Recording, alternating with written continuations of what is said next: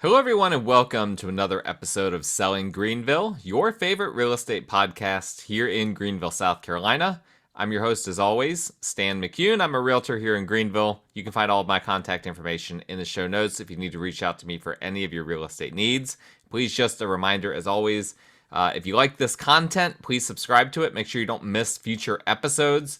If you're listening on iTunes, Audio Boom, Google Play, Spotify, whatever, you can hit the subscribe button on any of those platforms. Now, some of them will also let you like, rate, review, all of those things. I'd appreciate if you guys could go ahead and do that as well. But I just want to say, just right off the bat, I appreciate all of my listeners. So thank you for listening, regardless of whether you do that. But an extra thank you for those of you that have gone out of your way to take those additional steps. Today, I want to talk about something a little bit different.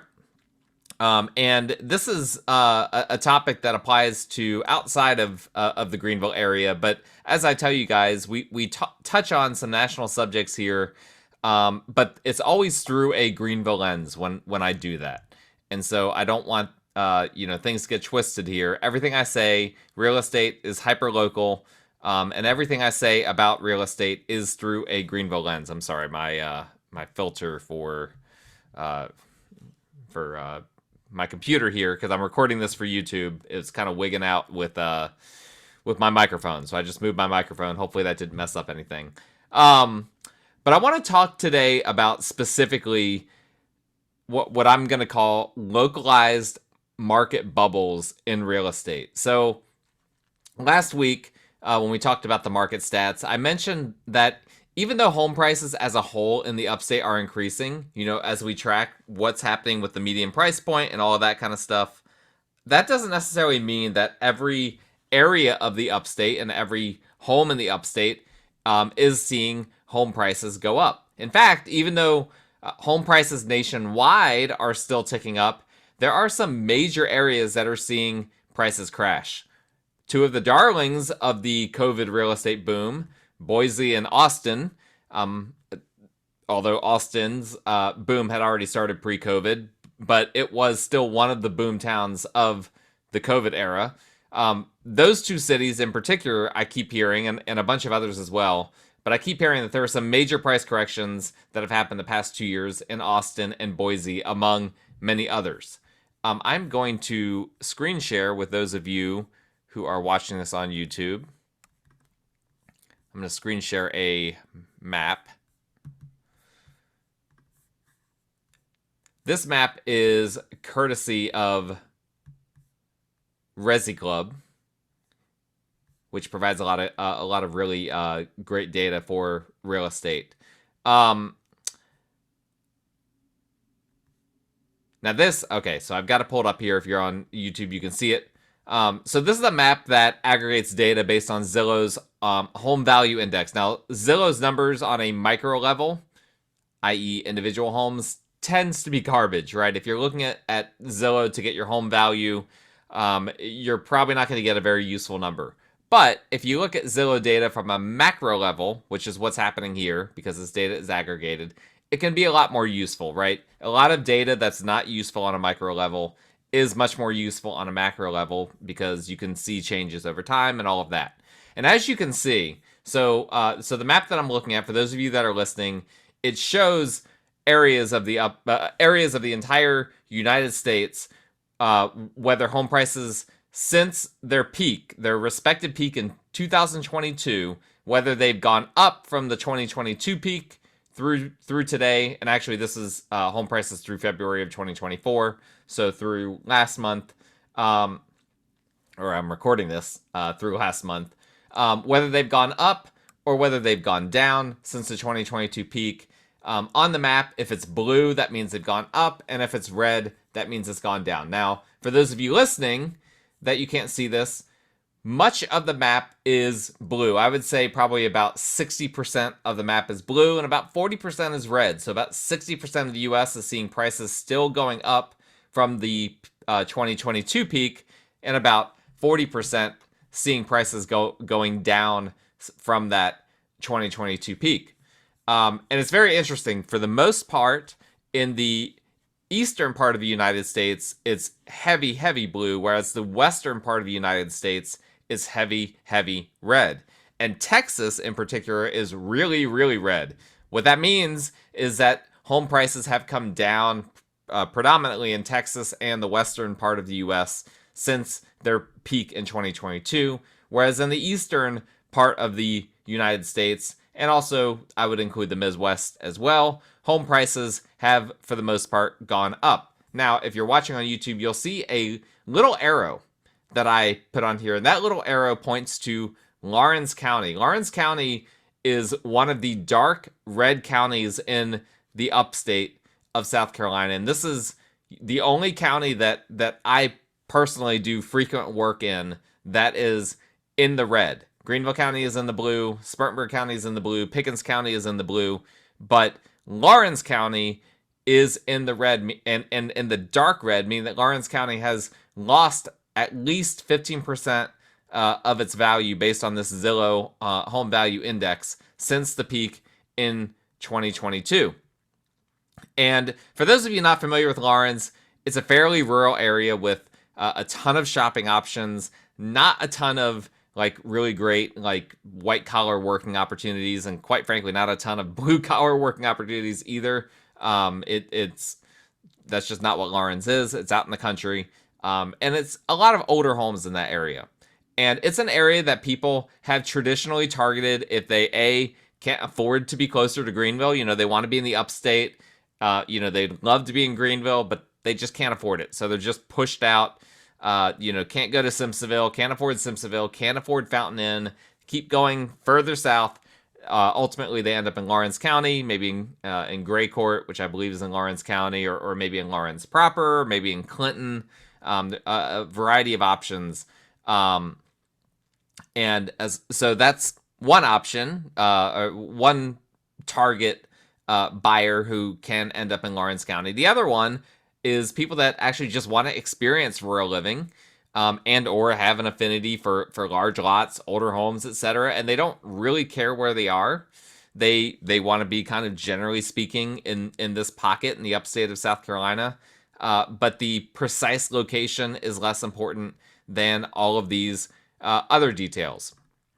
Now, Lawrence County definitely experienced a COVID boom between 2020 and 2022. This is really undeniable. During that time, I had multiple closings in Lawrence County. There were frequent multiple offers, quirky homes that would normally be unsellable that were just finding a desperate buyer willing to overlook the quirks, and things just selling dramatically quicker than normal. And that was in the upstate as a whole. But the Lawrence market was traditionally known as a slow market, right? Not a ton of demand in Lawrence County, traditionally speaking. Well, that changed really overnight into an area that really rivaled some of the hottest areas of the upstate. So Lawrence County, when we had this COVID boom happen, mortgage rates went way low, demand skyrocketed. A ton of demand ended up getting pushed down into Lawrence County. And I've told this story, I think a few times, but I had a client that was looking in a lot of different areas of the upstate that they were first-time home buyer. And we were just struggling to find them something that they could afford. And they were going all over the place, looking at a lot of different areas. And I was showing them a lot of homes in Lawrence County because it was a lot cheaper than going into Greenville or even parts of Spartanburg County.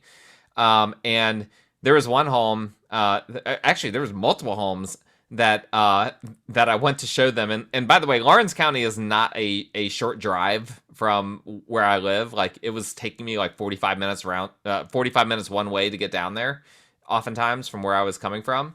And it wasn't a short drive for my client either. Multiple times we got all the way down there only to find out that the home we were looking at was already under contract. And that was immensely frustrating.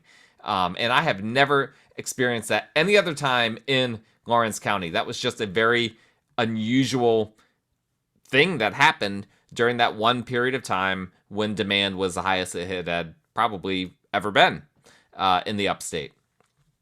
But that was 2020 through 2022. since mortgage rates have been skyrocketing since 2022, we have been in a de facto housing recession, right? Basically the past 2 years, and Lawrence has come back down to earth. And it turns out that Lawrence County, like the cities of Boise and Austin, experienced a COVID bubble that burst when interest rates started going up. Now, the reality is that nobody wants to buy a home at its peak price, only to have it then immediately lose value in upcoming years. So it's immensely important to me that when we see an area suddenly become hot, we take a step back and assess whether a bubble might be forming in that area. Because it seems very clearly that Lawrence County, the upstate is not immune to these sort of real estate bubbles. We have one right in our backyard. Lawrence County was clearly a bubble market. And I, by the way, I ran some other data to see if this Zillow data was accurate, and I concluded that the Zillow data is in fact accurate when it comes to this. So what are the indicators that a localized area is experiencing a bubble versus one that is actually going to continue growing and seeing home price appreciation, right? If we see a market that traditionally hasn't been a super hot market, but all of a sudden it just got really, really hot, how can we be sure, and we might not be able to be, but what are some considerations at least that we can consider when looking at whether or not a market might be going through a bubble? Maybe we just need to wait it out. Or is it a market that, all of a sudden had this influx of demand, but we can expect that demand to be sustained for a while, for years or perhaps even decades. So I've come up with several different scenarios here that I want to discuss with you on how to assess localized submarkets to kind of determine if it might be a bubble or not. And so I've actually got some notes here in front of me where I look at the bubble, the reason for the bubble, and then maybe on the flip side, if there is if there's an argument for it not being a bubble, what would that argument be? All right. So let's just start with the first one here. One of the most common ways that a bubble forms in a localized real estate market is when it's an area that people or areas that people are getting pushed into because they are getting pushed out of more desirable areas due to rapid unaffordability. This is exactly what happened during COVID, specifically with regard to Lawrence County, in my opinion. This is the exact dynamic. When demand slows down enough that buyers can play in a more desirable sandbox, in other words, the people that were just getting outbid on everything that was remotely affordable in Greenville County got pushed down to Lawrence. Guess what? Once demand slowed down in Greenville County enough that people didn't have to do that, they stopped moving to Lawrence. People didn't want... There was artificial demand in Lawrence County by virtue of the fact that people weren't in the area that they wanted to be. They wanted to be in Greenville County, but for one reason or another... one second. Sorry about that. Computer got unplugged there. And I don't want my computer to die on me mid-recording because that would be very frustrating. But as soon as demand started to slow down in Greenville, and Greenville became, a possibility again for all these people that were getting pushed to Lawrence, they just started moving back to Greenville County. And that's something that we've seen in a lot of other areas, right? That's not just I'm not just trying to, make fun of Lawrence County. That's not at all what I'm doing. It's a great area to live as long as that's the type of market that you want to live in. But I believe that this is why Lawrence County has busted and why it was a bubble, was that there just wasn't, the demand was never going to last unless Greenville kept going on this insane pace, which it never was. We were never going to keep seeing 20% year-on-year appreciation. We were never going to see 15 offers on every house that came on the market. That was never going to be sustainable. And so when that all went away, when things calmed down a little bit, Lawrence kind of saw the bottom fall out of the market. And again, I'm talking in broad strokes. If you're from Lawrence County or from that area, and you're just like, that didn't happen, remember, it's not going to happen in every single neighborhood in Lawrence County. It's not going to happen to every single home in Lawrence County. We're talking on a macro level here.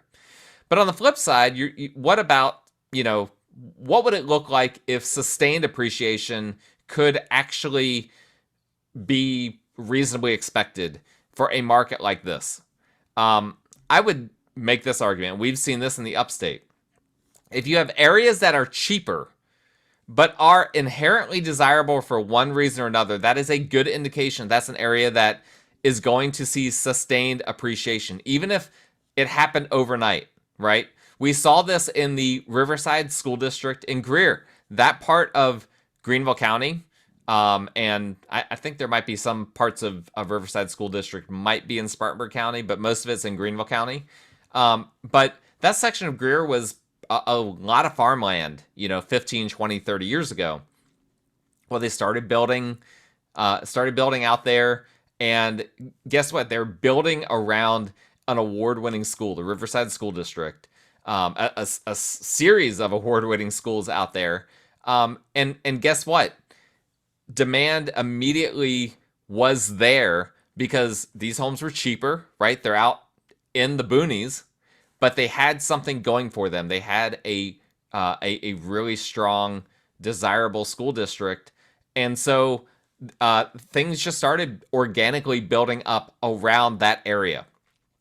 And so that's something to look at. We've seen this in Fountain Inn. One reason why I'm not concerned about Fountain Inn being in a bubble, because that was a prime candidate, was there was a lot being invested in building a new elementary school down there and all sorts of things happening, investing in Fountain Inn's little Main Street and all of that. So those are the kinds of things that you can look for if there's an area that is kind of on the outskirts, right? We're not even talking about the suburbs. We're talking about past the suburbs. What happens is if they're going to see sustained growth, that area essentially has to become the suburbs. If it never becomes the suburbs, and I can tell you, Lawrence County, nobody considers Lawrence County to be the suburbs of the upstate. If there's not something there that will promote and continued growth in that area, continued growth isn't going to happen. And if there is a ton of demand, that's a bubble. And that bubble is likely to burst at some point. Here's another one. Areas where investors are gobbling up real estate to store money. That is a bubble market, okay? If you have an area where investors are just gobbling up tons and tons of real estate just because they need a place to store money, that should be a red flag in your mind. Now, there are two aspects to this. One is when the conditions that made an area attractive to investors changes. For instance, low interest rates, a new community with no rental restrictions, better opportunities to use capital outside of real estate, etc. And so then the investors pull out in that situation, and then demand plummets. I should clarify with regard to the interest rates. When it becomes a situation where it no longer makes sense for investors to be able to invest in an area, perhaps the demand was artificially inflated by low interest rates, and once rates go up, the demand goes away for the investors, and because the numbers no longer work. And same thing with, a new community pops up in a desirable area with no rental restrictions, might get a bunch of investor money pumped into it, and then that community gets tapped out, and now there's investors are not interested in the other options. These types of things happen, and then demand goes away. Another option or another aspect that I see of this happening is that investors tend to not keep up with their properties as well as owner-occupants do. Like, let's just be honest here. And so oversaturation of rental properties can happen in an area, and that is bad for an area long-term. So investors gobbling up real estate to store money can cut two ways, right? One is when the reason why they're gobbling up real estate no longer is a factor, and so those investors all pull out and all of that demand goes away. And the other one is when investors oversaturate a market with rentals, and then that just hurts that market because an oversaturation rentals generally isn't good for an area. Now, as far as, well, but we know that not every area that has investors in it are doing poorly, right? A lot of Greenville has heavy investments, even from other countries in it. And so what does that mean? How do we assess whether this bubble is actually happening, in other areas? Well, I would say look for areas where investors are targeting that specific area, not merely because of cheapness, but because of the long-term prospects. I think that's super, super duper important because a lot of times investors target an area just because it's affordable, right? And the numbers work, and it's like, all right, here we go. We're going to dump money into this area because of affordability. But some investors, oftentimes savvy investors, are not so focused on just trying to find the cheapest rental that they can get and just get that under contract, just get some cash flow going. A lot of them are looking long term, and they're looking for the area. So great example would be the area around like Unity Park in Greenville. There's a lot of investor money going into that area and the village of West Greenville and all of that. A ton of investor money going into that area. And I don't believe personally that that's a bubble. I think that is happening because people see that this is going to be a desirable area long term, and investors want to be a part of that long term desirability of that area. So the investor money going in is not going to impact it because the desirability was there before the investors were, right? That's the important detail. Areas where that are not inherently desirable, but that are getting investor money are probably areas that are getting investor money just because they're cheap or one reason or another like that. And those are the areas that are more prone to being in bubbles that will burst. All right. Scenario number 3. Potential bubble areas are areas where people are having to do 30+ minute commutes to work. Okay. Now this, I need to absolutely caveat. This is definitely Greenville specific. If you're listening from certain parts of the Northeast, certain parts of, California, if you're a listener listening in on this because you're interested in Greenville, you probably think me pointing out a 30+ minute commute is, that's insane. That would be an indicator of being in a bubble, because a lot of people in big cities in the United States are doing like a 30-minute commute would be a dream come true. They're doing an hour, 2-hour commute. So let me just say, for those of you that are not native to Greenville, a 30+ minute commute in Greenville is extremely rare, and people generally don't want to do it. They move here in part so they don't have to do that. And it's pretty simple to identify an area that requires a 30-minute commute, right? You can just look at economic data for an area. You can look at the employers in that area. And so you can very easily look at an area that is having a bunch of demand and identify whether this area is perhaps prone or perhaps more likely to be in a bubble on the basis of the commute. And this ties in a little bit to the first point that I made, but it's a little bit more quantifiable, right? You can look at, okay, what's the likelihood people move down here? What's the likelihood that they're having to commute to work? There's a lot of data points that you can look at. On the flip side, areas that have a good mix of blue collar and white collar businesses within a 15-minute commute are the areas that are much more likely to see sustained appreciation. So again, look at Fountain Inn, use that as an example. Fountain Inn, cute, great little town down there.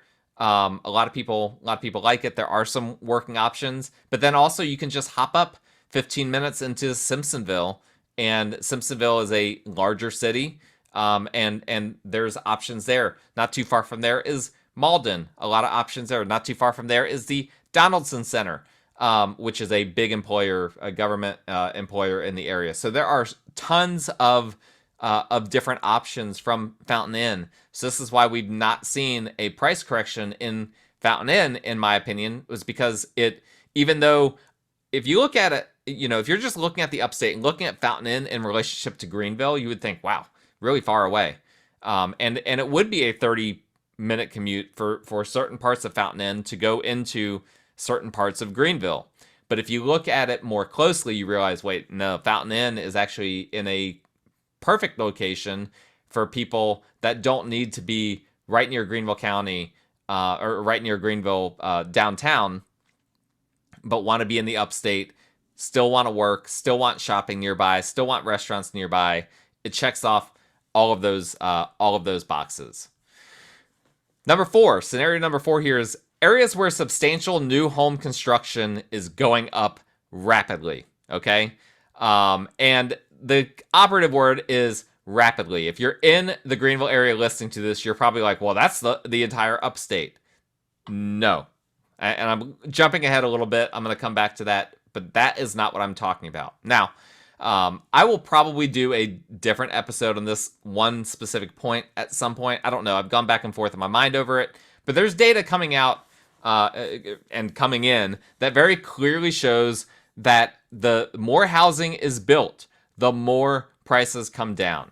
And while our local politicians here in Greenville County, in the city of Greenville, in a lot of other county and city councils surrounding Greenville, believe that only dedicated, affordable housing built for people at specific income ranges, which we talked about before, that is the only way to make housing affordable. Studies have shown that all housing, yes, including luxury housing that is being built, brings down the cost of all housing. There is no such thing as affordable housing. I cannot say this enough. All housing is affordable. If you build luxury housing, you are creating downstream affordable housing for someone. There is a domino effect, and there is data behind this domino effect. And if you guys are interested in me talking about that, let me know. As I've said before, my contact information is in the show notes, but I'd be happy to discuss that if there's enough demand from you guys for me to discuss that. Now, is this a risk for Greenville? No. Again, I'm talking about rapid new home construction, rapid apartment construction, and we are well below the numbers we need for housing to keep up with the number of people moving to the upstate of South Carolina. But there are areas that I've already mentioned, like Austin, Boise, even Nashville. I keep hearing from Nashville that have been developed to the point where prices are coming down. And if you're on YouTube, I'm going to share another thing with you. This is an analysis of zip codes. Hopefully you guys can see this. This is an analysis of the top 25 zip codes that are experiencing apartment construction. Now, this is very interesting. I just mentioned Nashville. The number one zip code for apartment construction is Central Nashville. The 37203 zip code had 7,431 apartments that were under construction as of October 2023. I've been sitting on this data for a while, trying to figure out when I was going to use it. And so we've got zip codes in Nashville, in New York City, in New Jersey, Charlotte, several in Charlotte, actually, Atlanta, Denver, Austin, Miami, Dallas, Phoenix, San Diego, DC, Seattle, Huntsville, and Orlando. Those are basically, and if I didn't mention Philly or Raleigh, those are in here as well. So those are the top markets for apartment construction. Now, Greenville is nowhere to be found on here. Now, you're probably thinking, well, those are all much bigger cities in Greenville. You would be correct, but I will point out that this is broken down by zip code, okay? And so that takes out some of the elements of, okay, this is a way bigger city, et cetera, et cetera. And I have actually analyzed the data down to ensure that I'm not just saying that off the cuff. So the person that provided this data, which is someone that I follow on Twitter, I actually asked him, hey, can you provide the data for Greenville, which he generously did. And the Greenville data The top Greenville zip code is 29601. That's downtown Greenville. And 29601, as of when this data was published last year, had 563 units under construction with a population of 13,000. Okay? For comparison, on this data that we're looking at, if you're looking on YouTube, you can see south end of Charlotte, zip code 28203, had 3,324 units under construction with a population of 18,000. Okay, so Greenville had 13,000 with 563 units under construction in 29601, and Charlotte in 28203 had 3,030 and change. I can't talk. 3,300 and change apartments with a population of that was less than 50% higher than the 29601 population. Okay, what's my point being? We are way behind in Greenville County and Greenville City with regard to development, and specifically with regard to the development of apartments. People think we need more parks, not more apartments. Not true. That is not true. And again, there is data behind this that shows that even when you build apartments, that makes single family homes more affordable for people. People don't understand, because they're just seeing the apartments and they're like, who wants to live there? That's what I keep hearing. Who wants to live in an apartment? You'd be surprised. A lot of people want to live in an apartment. People like maintenance-free lifestyle, centrality. A lot of apartments, that are being developed now have nice restaurants at the bottom of them. I went to, this is a while ago now, but there's an apartment complex that has like a Barbaritos, which is kind of like a Chipotle, down in the bottom of it. I ate down there, and it was interesting to see all the tenants just coming down there, grabbing Barbaritos, and just going back up the elevator, back up to their apartment. There is definitely demand for that type of lifestyle. If you're saying, well, I would never want to do that, well, obviously it wasn't built for you, right? It was built for other people. But it's very interesting to look at this data, right?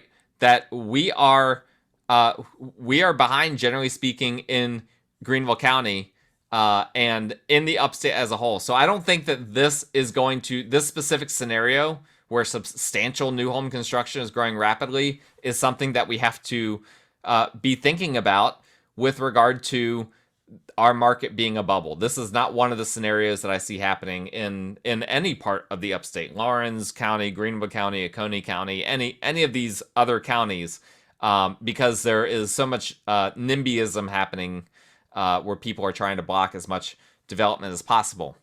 Now, what would be the scenario where I could see, a lot of construction going up, but there's still being sustained appreciation?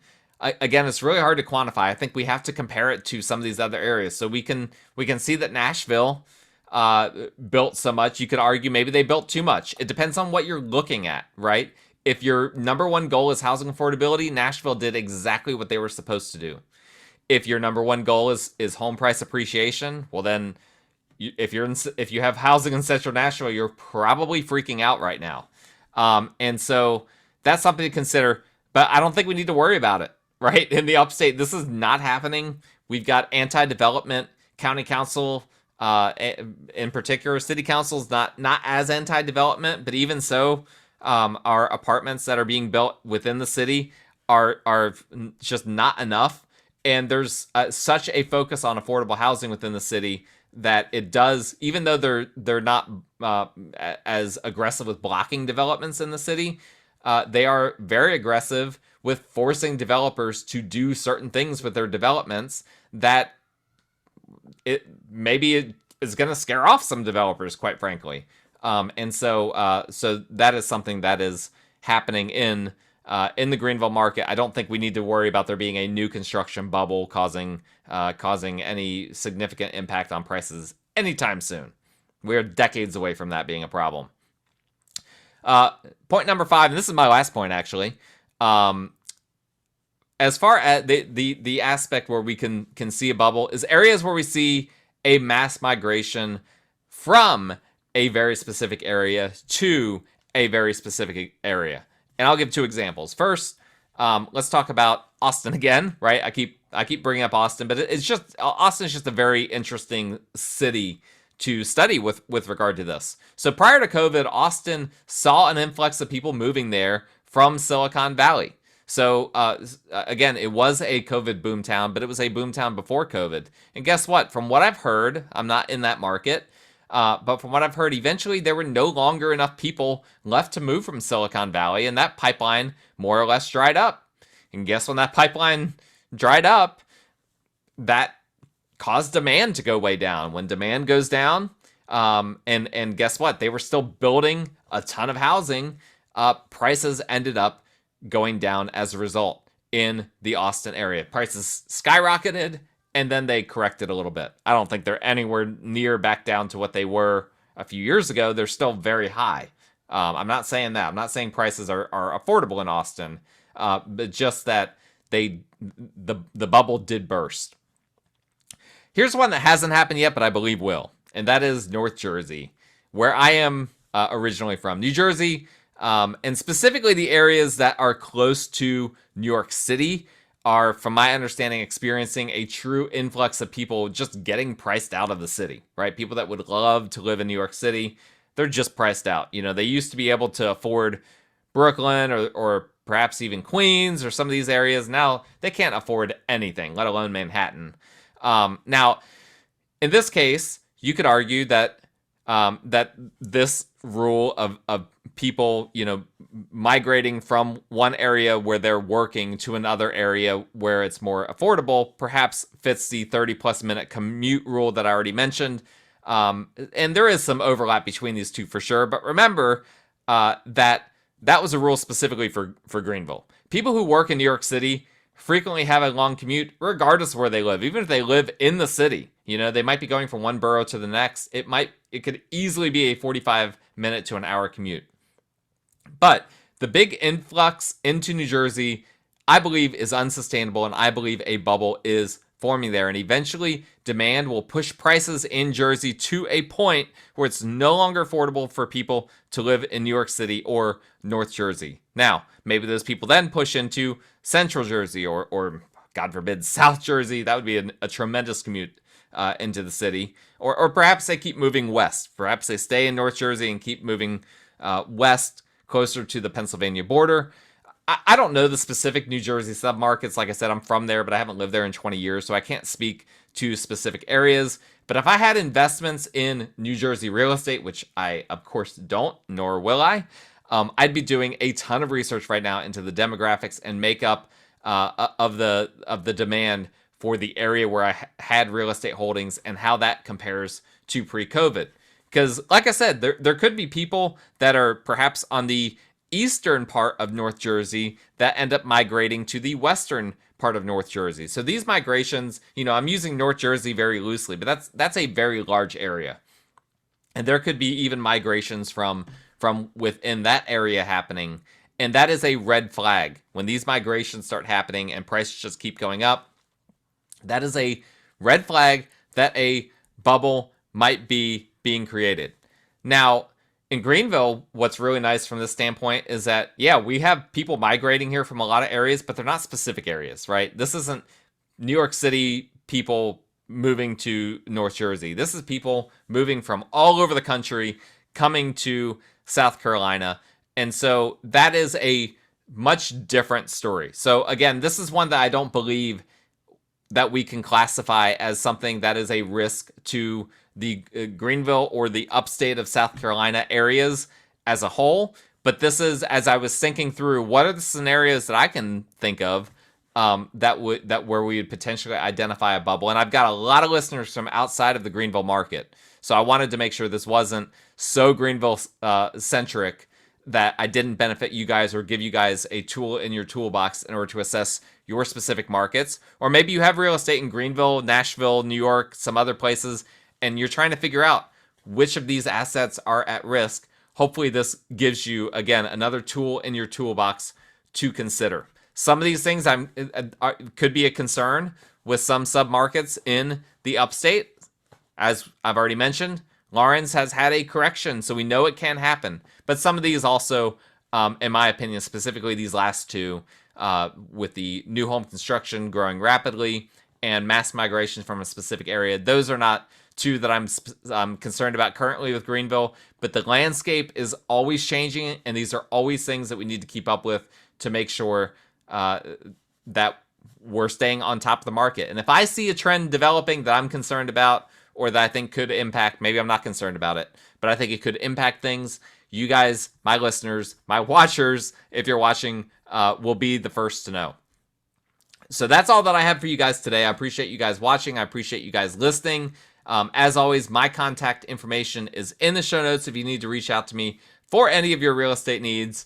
If you like this incredible content, I would appreciate if you guys could go ahead and hit that subscribe, like, rate, review, comment, whatever button.